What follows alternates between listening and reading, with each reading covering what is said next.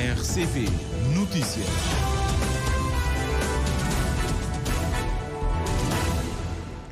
São 19 horas em Cabo Verde.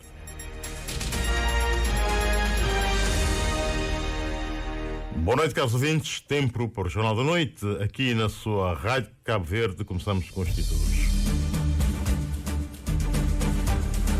Armindo da Luz, o novo presidente da Câmara da Ribeira Grande, então apela à união de todos os munícipes para que o município consolide o processo de desenvolvimento. Missão médica e multidisciplinar do Ministério da Saúde, perspectiva para 2025, maior frequência, especializadas às ilhas e estruturas de saúde onde há maior necessidade.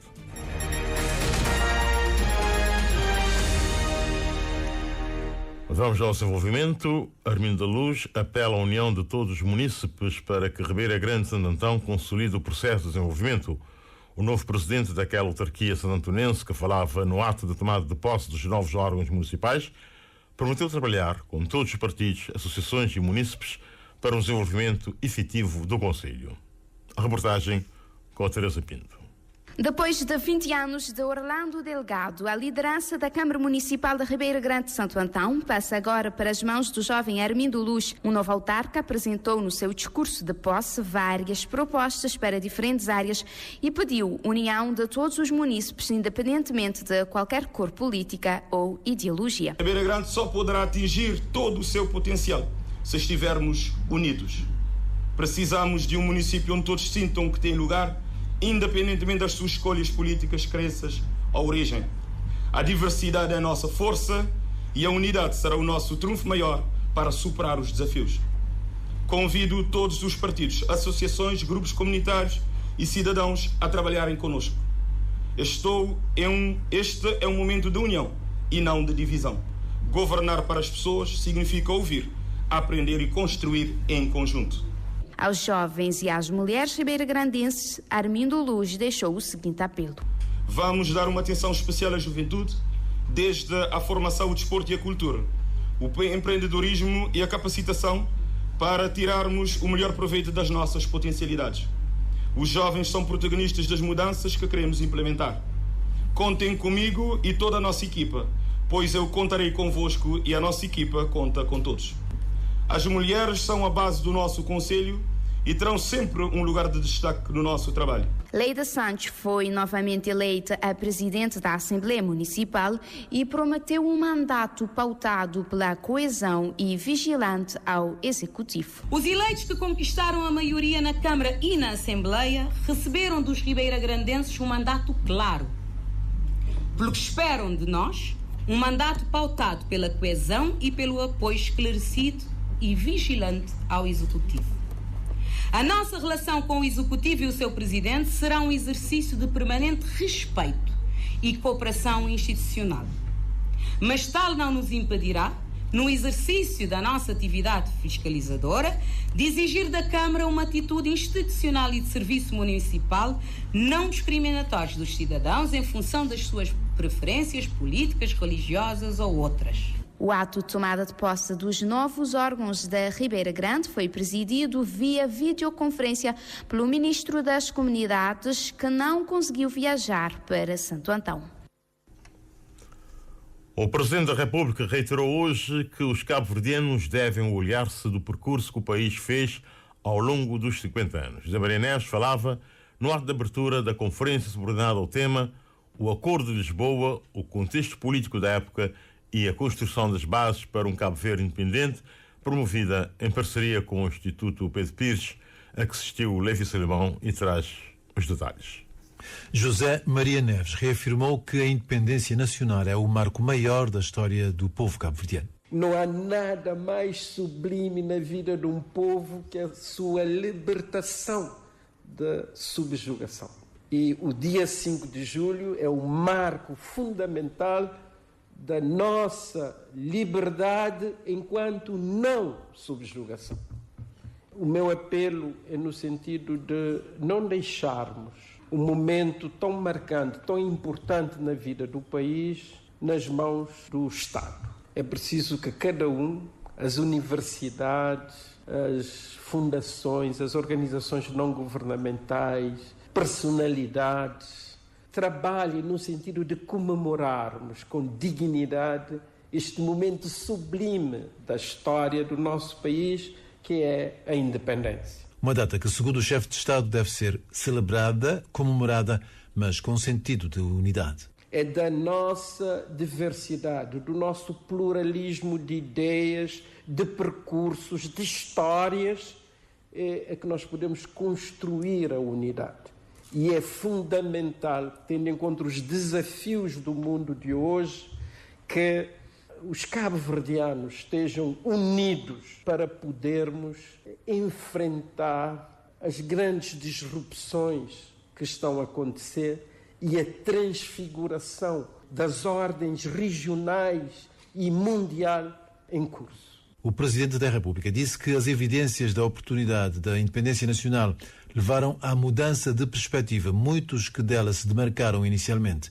E aqui, José Maria Neves lembrou o destacado político português Mário Soares. Ele fez a apresentação do meu livro por uma agenda de transformação para Cabo Verde, no Salão Nobre da Câmara Municipal de Lisboa. E ele disse lá que sempre considerou que Cabo Verde não devia ser independente, mas que ele tinha que dar a mão à palmatória, porque, passados esses anos, Cabo Verde tinha justificado a sua independência. Almeida Santos, também, numa outra conversa, ter-me dito mais ou menos a mesma coisa. José Saramago dizia que nós inventamos um país todos os dias para viver.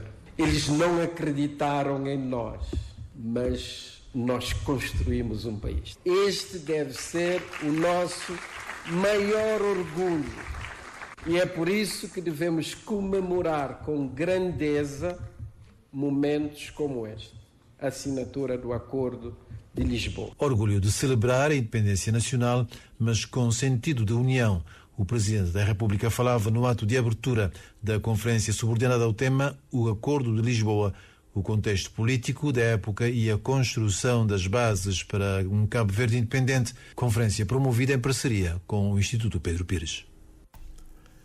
O coordenador técnico da Missão Médica e Multidisciplinar do Ministério da Saúde, que se deslocou recentemente à Ilha do Maio, perspectiva para 2025 maior frequência das missões médicas especializadas às ilhas e estruturas de saúde onde há maior necessidade.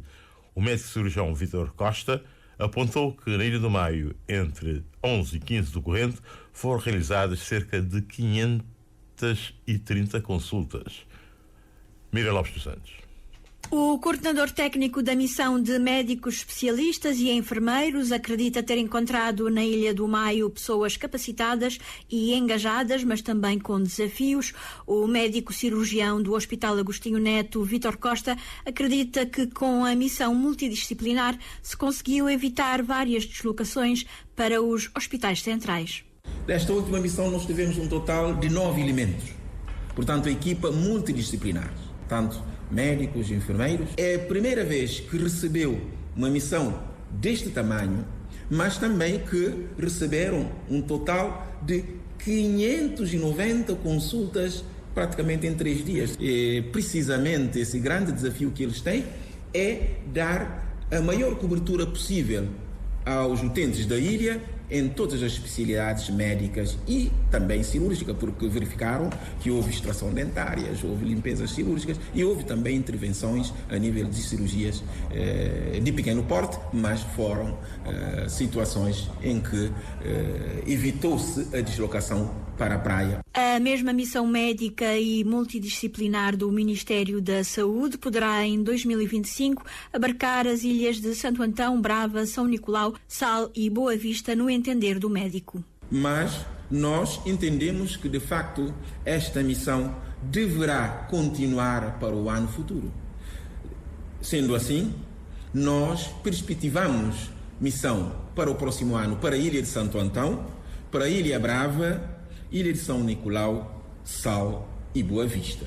E também dizer que a nossa intenção é encurtar a periodicidade, quer dizer, deslocar mais vezes para que, de facto, as pessoas possam sentir cada vez mais atendidas, sobretudo no que se refere ao atendimento especializado nas ilhas e nas estruturas de saúde, onde de facto há necessidade. Cirurgia geral, urologia, neurologia, nutrição e oftalmologia são algumas das especialidades abrangidas na missão técnica multidisciplinar da saúde, que esteve de 11 a 15 do corrente na Ilha do Maio, conforme o coordenador técnico.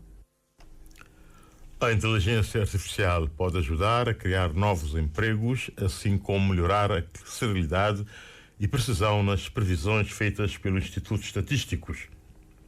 A ideia foi defendida hoje no âmbito do segundo dia dos trabalhos da 10ª Conferência de Estatística da CPLP, cujo tema central foi o uso das novas tecnologias e da inteligência artificial na produção de estatísticas de qualidade. Cândido Fortes. O evento tem o propósito de fortalecer a cooperação entre os países da comunidade lusófona no campo da estatística oficial, nomeadamente em matéria de capacitação sobre a integração da inteligência artificial na produção de estatísticas de qualidade.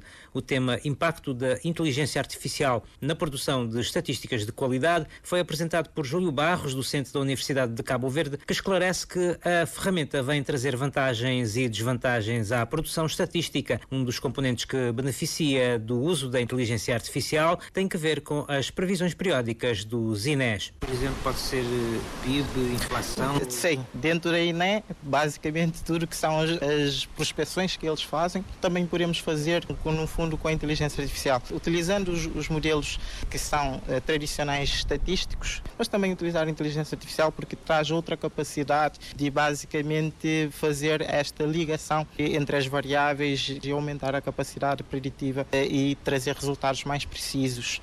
Dos grandes benefícios também é economizar tempo, previsões mais rápidas, processar os dados, fazer análise daqueles dados e também prospecções de coisas que ainda não aconteceram. Um dos desafios é a possibilidade de aumento de algum desemprego, admite Júlio Barros, que entretanto defende que, como reza a história, surgirão novas profissões e novas oportunidades de emprego. Além disso, enfatiza, a inteligência artificial permitirá a modernização dos técnicos estatísticos. Havendo uma redução, sim, mas também continuar com as pessoas e depois aqui, neste caso, os estatísticos têm uma oportunidade também de se atualizarem para a área de ciência de dados.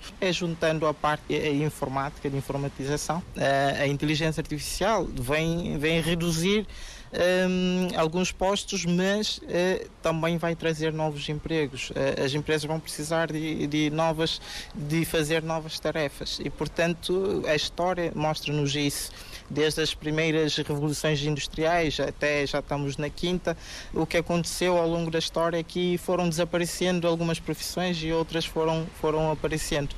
E acredito piamente que é o que vai acontecer também com esta nossa era que nós estamos hoje em dia. A 10ª Conferência de Estatística da CPLP, que se realiza em paralelo com a reunião dos presidentes e diretores dos Institutos Nacionais de Estatística da Comunidade de Países de Língua Portuguesa, encerra hoje à tarde, momento em que serão dados a conhecer a data e o local da próxima reunião e os próximos passos para fortalecer a cooperação entre os países da CPLP, visando o desenvolvimento dos países membros no campo da estatística oficial. A Ministra da Justiça perspectiva 2025 com ênfase na modernização e desafios estruturantes. Joana Rosa afirma que o ano vindouro será focado na continuidade das reformas e na implementação do Sistema de Informação de Justiça, SIS, previsto para entrar em funcionamento em janeiro. A governante fez um balanço positivo de 2024, mas também ressaltou desafios persistentes, principalmente no sistema prisional e na redução da morosidade e das pendências processuais. Edneia Barros. A Ministra da Justiça destacou que o ano de 2024 foi produtivo, com a implementação de reformas estruturantes no sistema judicial e a criação de novos instrumentos para garantir maior eficiência na justiça. Entretanto, diz Joana Rosa que 2025 será o ano crucial para consolidar as reformas em curso e fazer face aos desafios do setor. Reduzir a morosidade e as pendências processuais é um desafio e nós apresentamos ao Parlamento várias várias medidas legislativas. Temos um pacote no Parlamento à espera do consenso. Como sabem, são matérias de 2/3 e que vem, desde logo, a trabalhar a questão que tem a ver com a fiscalização da atividade dos tribunais, a avaliação dos magistrados, das secretarias judiciais, do tribunal em si, que tem a ver também com a criação de condições para que possamos ter os serviços de inspeção a funcionar em pleno.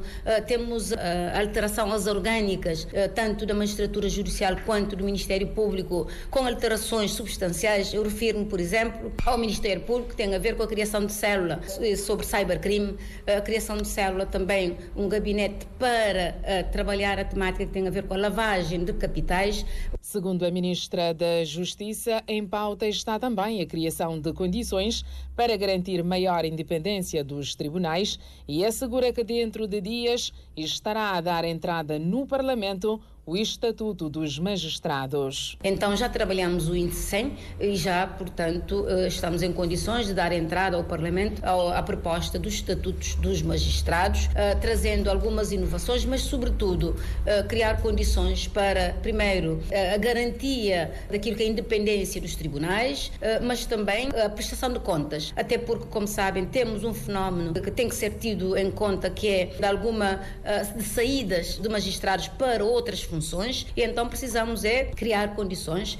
Nós estamos a contar com o apoio dos sujeitos parlamentares para que possamos fechar todo o pacote, o mais tardar até fevereiro. A entrada em funcionamento daquilo que é a grande reforma do setor da justiça, que é o SIS, a partir de dia 1 de janeiro, vamos declarar via portaria a entrada em funcionamento do Sistema de Informação de Justiça.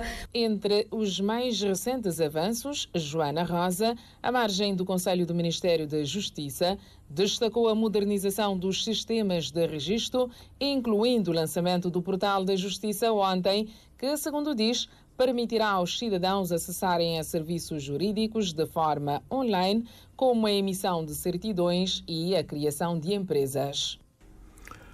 E a terminar o nosso Jornal da Noite, para dizer que a ENA, Produtos Agropónicos e a Associação Comunitária dos Espargos, Esplendor, apresenta um plano estratégico para a redução da abstenção na Ilha de Sal, denominado Corda de Sal, Corá Cabo Verde. O projeto foi programado para um período de 12 meses, que inclui atividades durante todo o ano e pode ser replicado em qualquer ponto do país. Vítor Sousa.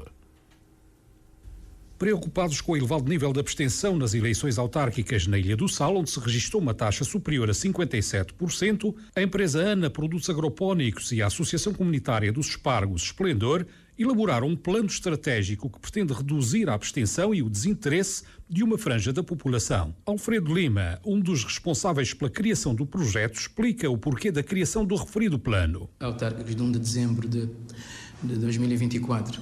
Como se devia calcular a abstenção ganhar em Cabo Verde. E ali na sala, então, foi mais gritante, não-te falar de um universo de 21.554 eleitores, não-te falar de uma abstenção de 57,8 ou 9%, ou seja, ele é gritante, ele é alarmante. A taxa de abstenção que não teve na sociedade está um bocadinho distante, ou seja, não pode pensar que tem uma grande distância entre os governantes e os cidadãos. Por que isso existe? Porque tem um espaço de diálogo constante e regular entre o cidadão e o governante. O cidadão que te sentisse a tomar parte nas escolhas de atividades que ser feitas nessa sociedade, nele também te envolver na priorização daquelas atividades. E para contornar a situação, Alfredo Lima propõe um conjunto de atividades, incluindo a criação de um espaço de diálogo com a população.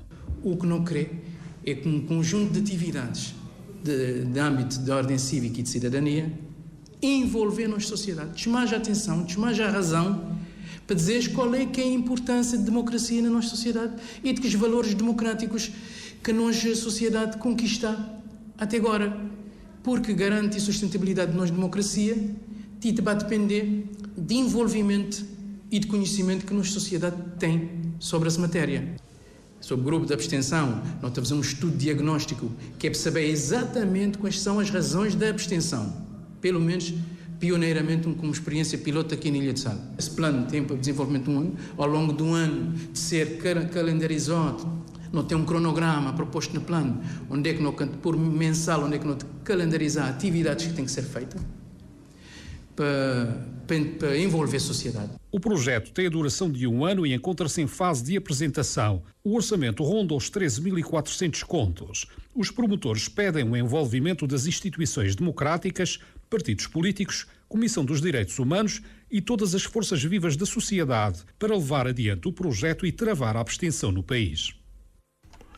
Enquanto temos 19 horas mais 20 minutos, chegamos ao fim do nosso Jornal da Noite de hoje, dia 19 de dezembro de 2024. Nós voltamos amanhã a partir das 15 horas. A todos, votos de muito boa noite e boa sintonia com a sua Rádio Cabo Verde. Boa noite.